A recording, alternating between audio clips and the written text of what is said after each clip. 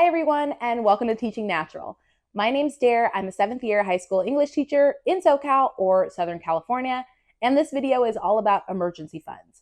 What is an emergency fund? What should be in your fund? Where you should keep it? And we'll go through my personal emergency fund so you can see all of this in practice in someone's real life.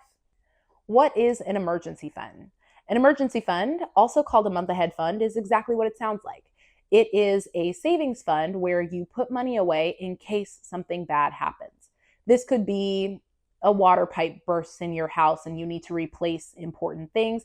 It could be you're in a dangerous zone for weather and you need to evacuate from your area. It could also be, and hopefully not, but a domestic violence situation where you have to get yourself or a dependent out of a scary situation and you want to make sure you have the financial means to support yourself. It could also be that you lose your job or you get into a car accident. Anything that could upend your life and make it much harder for you to survive if you're not prepared for it. In times of feast, prepare for famine. That way you're not so stressed out and you can focus on getting yourself through your emergency so that you can thrive again. An emergency fund should typically be 3 to 6 months of necessary expenses. And I'll break down what those necessary expenses are. But don't freak out. 3 to 6 months can be a lot of money. And for some people, it can be more money than they've ever seen in their life in one place. So if you have to do something like Dave Ramsey's $1,000 just to get you started, that's better than not having any money at all or having to put all of your emergency on a credit card. Once you've got at least $1,000, then try for 1 month. Once you've got 1 month, move on to 3 months, and then finally 6 months.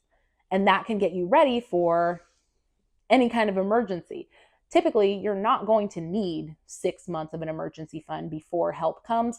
But again, in times of feast, prepare for famine. So, what should be in your emergency fund? Well, there are 3 main things that every single person needs to survive, and then there are some things that might be dependent on your situation. The first thing that everybody needs is shelter. So, housing, utilities. Don't forget Wi-Fi because depending on what your job is or depending on if you have children, Wi-Fi might be essential to you making it through this emergency. When we talk about housing, we are talking about rent, your mortgage, or you might have to rent a hotel for a few days depending on what the emergency is. So you want to calculate the highest amount that you have paid in your rent or your mortgage and have that set aside. You also want to account utilities because you need to be able to keep yourself warm, clean, and fed. So you want to make sure that you have the money for gas and electric, water, sewage. Again, I brought up Wi-Fi. Personally, I'm a teacher, so I would not have survived the pandemic, and that's a little hyperbolic, but maybe not. I needed Wi-Fi to be able to do my job and to be able to communicate with my students, as well as to know, were we going back into the classroom, anything like that. So you want to make sure that if you are in a job that requires you to have some sort of hybrid or remote aspect to it, or if you have children who need to be able to do their schoolwork, that you factor in the price of Wi-Fi.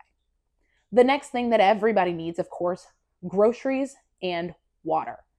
And when we say groceries, we are not talking being able to go to a restaurant. We are not talking to be able to eat the best of the best. In this time of an emergency, you're looking at a 5-pound bag of potatoes, a 5-pound bag of rice, a massive pack of ground beef, corn, things that you can bulk up, spaghetti, things that you can bulk up, but they can last you and a family for a very long time without you having to worry about how you're going to get your next meal. Obviously, you do want to include being able to buy water because you don't know what situation you might come up in, and you need to have bottled water ready just in case the water in your area is not clean or safe to drink. The final thing that everybody needs is transportation. For some people, this might be a car. For other people, this might be subway or bus or light rail or any other combination of those. You need to make sure that you are able to get yourself to and from wherever you need to go, whether that is to work, to a hospital, or outside of the area. If you have transportation needs, if you have a car, make sure that you factor in a car payment if you have one. Factor in the payment for insurance. Factor in your registration because you never know when your emergency is going to happen, and you hope that it doesn't come at the time where your registration is also due. If you have a car, factor in your oil changes, factor in if you need a tune-up. All of these things come with owning a vehicle that you might not necessarily think of in the moment. In the moment, you might only be thinking about gas and a car payment, but all of those extra things need to be factored in as well. So now that we've talked about the top 3 things that everybody needs, housing, utilities, groceries, and transportation, here are the things that are kind of dependent on your situation. The number one thing that could be dependent on your situation is if you have children. If you have children, you have to plan for the things they might need. And we're not talking about extracurriculars, but we're talking about school lunch. We're talking about, does your child have some sort of illness or something like that that they have to have medication for? If it is an infant, they're going to have a lot of doctor's appointments, and you want to be prepared to make sure that they are healthy and that they can get their vaccines. Another thing that can come up with children are clothing. Children can grow incredibly fast. And so you want to make sure that you have the ability to get them clothing and shoes that fit them so that their bodies are well protected, their feet aren't hurting, and they are surviving in this difficult time for your family. The next thing you might need, medications. If you have asthma or you need birth control or you have some sort of medication for your mental health, anything like that. And if you want to throw therapy into this category as well, do so. Any kind of medication that you might need and might need regularly, you want to make sure that not only can you buy a month's worth of supply, but you want to make sure that you can buy maybe 3 to 6 months worth of supply, depending on where you live or access, or again, what that emergency might be. It might be too difficult for you to get to a doctor, so make sure that you can take care of yourself.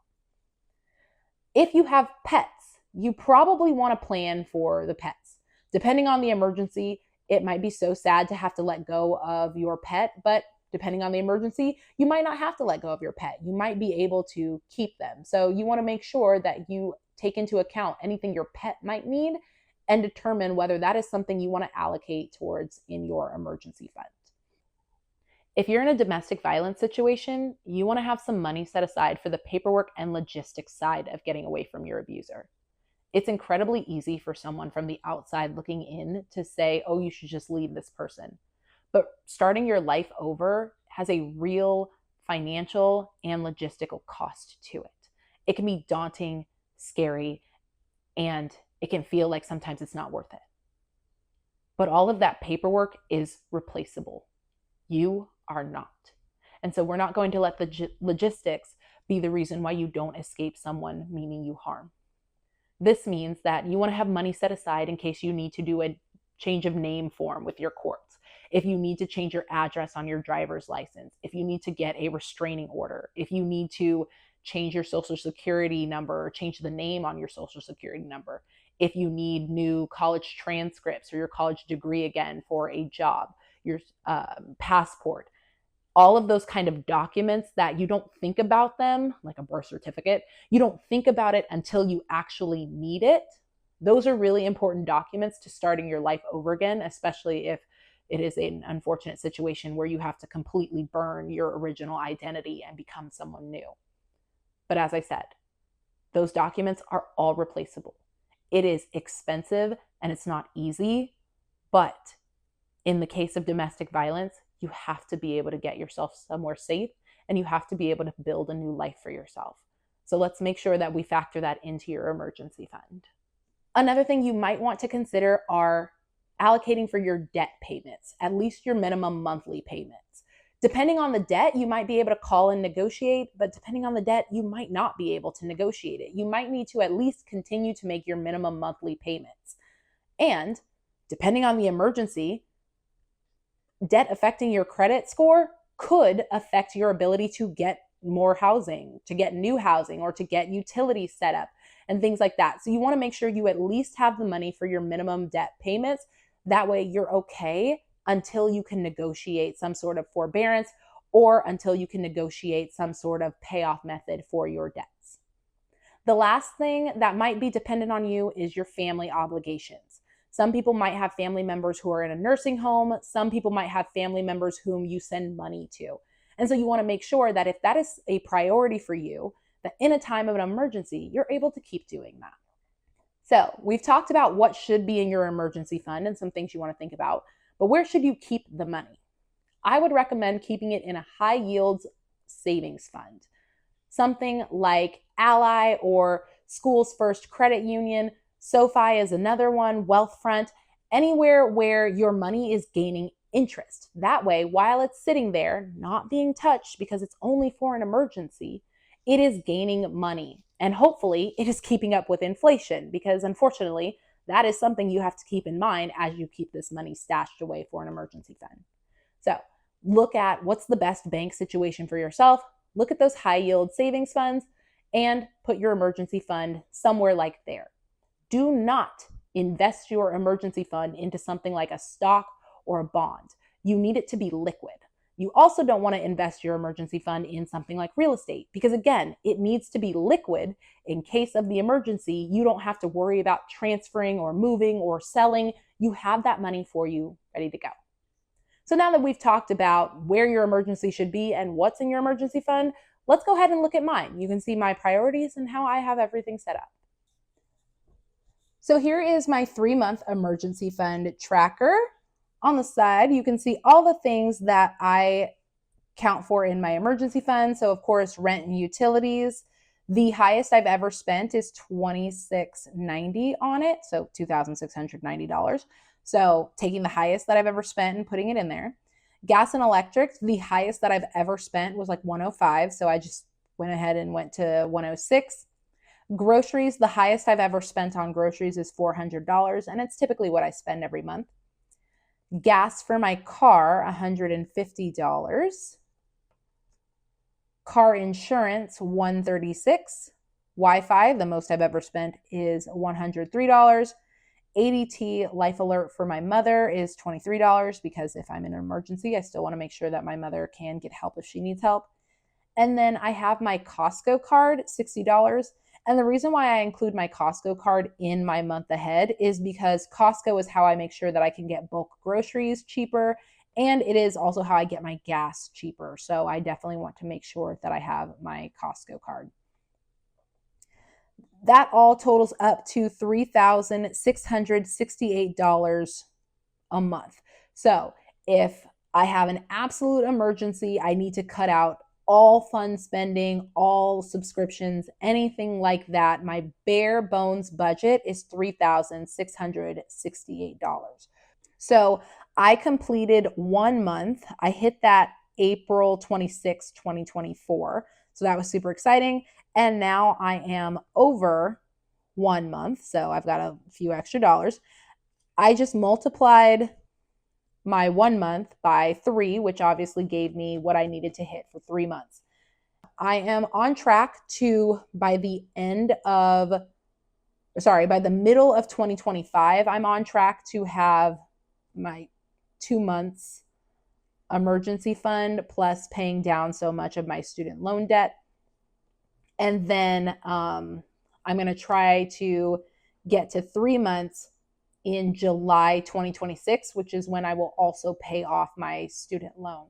You'll notice that I did not include my minimum student loan in my emergency fund. And that's because right now, fingers crossed, we are able to put ourselves on forbearance. I have also paid so much extra on my student loan that it's okay if I go on forbearance, or it's okay if I do not make a student loan payment in these 3 months, because again, I have paid so much extra over my minimum monthly payment that I'm okay. It just rolls over to the next month.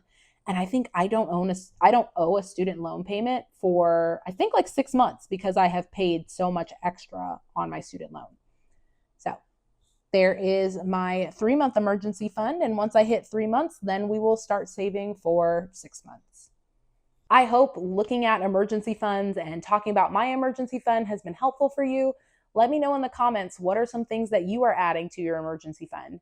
Do you have an emergency fund? Were you taught about emergency funds as a child, or was a credit card seen as an emergency fund in your family? In the meantime and in between time, take care of yourselves, and I'll see you in the next video. Bye.